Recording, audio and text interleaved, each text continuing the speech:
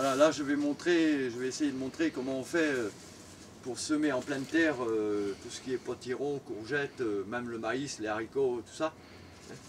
Et donc là, il faut imaginer que le terrain soit quand même préparé, parce que là, c'est pas le cas. Il n'y a rien de préparé, mais je vais quand même essayer de montrer. Alors vous imaginez que le terrain soit quand même à peu près propre et préparé. Là, on fait avec la vinette une petite rigole comme ça.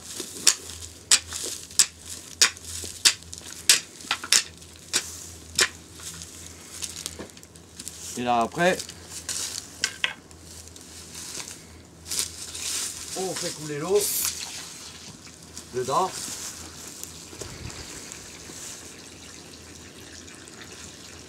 Et si la rangée elle fait 10 mètres, eh bien on attend que ça aille jusqu'au bout de la rangée. Hein. Que ça s'imbibe bien, que ce soit bien mouillé. Là c'est de la terre qui n'a jamais été arrosée depuis plusieurs années en fait. Ou en tout cas pas depuis le mois d'avril de l'année passée.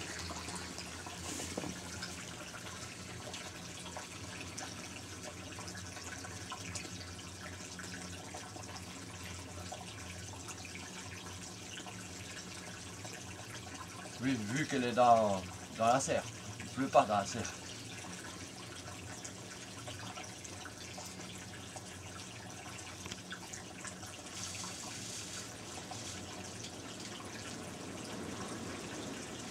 Comment tu sais qu'elle est suffisamment imbibée d'eau, la terre? J'attends que l'eau arrive bien au bout là-bas. Surtout si la rangée fait au moins 5 mètres. Là, il faut imaginer que ça fait au moins 3-4 mètres, 5 mètres. Voilà. Bon, là, ça arrive au bout, alors je vais arrêter. Mais il y a déjà pas mal d'eau qui est rentrée dedans quand même. Et après, bon, là, j'ai pas les graines de potiron, mais on va imaginer que ça c'est des graines un peu foutues que des rats ont mangé. Alors voilà. Bon, on met les graines comme ça.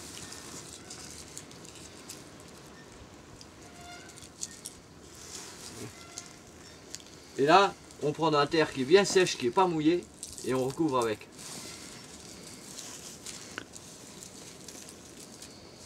Alors tu précises que la terre elle doit être bien sèche et donc pas mouillée, pour quelle raison? Pour quelle raison? Eh bien pour la raison que ça fait de la terre légère, qui garde bien l'humidité, parce que la terre, tout le monde sait que la terre binée, elle garde bien l'humidité, alors que la terre qui a été mouillée là, eh bien ça va faire une croûte. Et ça, la terre qui fait une croûte, en fait, ça fait des petits tuyaux capillaires dedans, et toute l'eau remonte par ces petits tuyaux capillaires, comme elle est rentrée d'ailleurs, et ça s'évapore 100 fois plus vite que si elle est binée. Donc, quand on remet de la terre sèche par-dessus celle qu'on a arrosée, on arrose bien, on met les graines, et on recouvre avec de la terre qui est sur le côté, qu'on n'a pas arrosée. Et même si elle est complètement sèche, ça marche très bien. Moi je le fais même au mois de juillet, alors qu'il y a la canicule depuis 2 mois, et ça marche. Oui, parce que biner, en fait, ça empêche l'évaporation de l'eau. Voilà. Et comme l'humidité s'est mouillée par-dessous, ça fait de la condensation juste au niveau des graines, sous la terre que je viens de mettre qui est sèche. L'évaporation s'arrête là et se condense dessous. Et là, en plus, les graines, c'est facile pour elles de sortir puisque ça ne fait pas de croûte et que ça reste léger. Parce que ça, c'est de la terre qui est tellement argileuse à l'origine qu'on pouvait faire de la poterie avec. Il y a plus de 30% d'argile. Il n'y a rien de plus argileux que ce genre de terre. Mais à force d'y mettre du compost, des morceaux de bois, du BRF, là, comme je le fais, eh ben, ça fait quand même de la terre légère.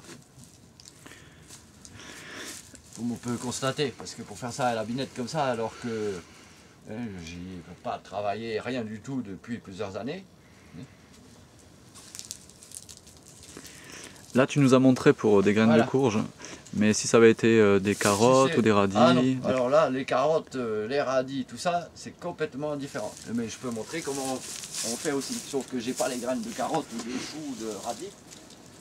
Mais voilà, on prend un croc à fumier, soit un petit comme ça, soit un plus gros. Et toujours en imaginant que toute la terre là soit préparée. On fait comme ça. De s'arranger.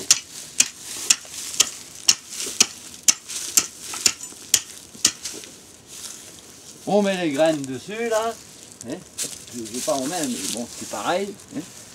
Et après, quand on a fait la rangée dans ce sens, en général en descendant, quand c'est un peu en pente, on reprend en bas. Et là, c'est très important. Si on tire comme ça fait comme un râteau. Et on tire toute la terre et les graines.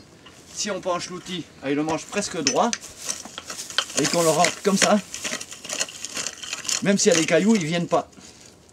Et en fait, en faisant ça, ça fait qu'on enterre automatiquement les graines à la profondeur où il faut qu'elles soient. C'est-à-dire que selon leur densité, leur grosseur, automatiquement elles vont descendre à la bonne profondeur.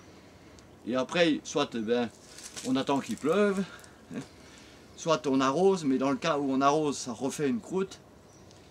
Et là, c'est plus embêtant. En fait, l'idéal, c'est de pailler, pas avec de la paille, parce que sinon, il y a plein de graines de blé ou d'orge ou quoi dedans. Ni avec du foin, parce qu'il y a aussi plein de graines d'herbe dedans. L'idéal, quand on peut, si on est dans un terrain où on a du buis, c'est de prendre des petites branches de buis et de couvrir.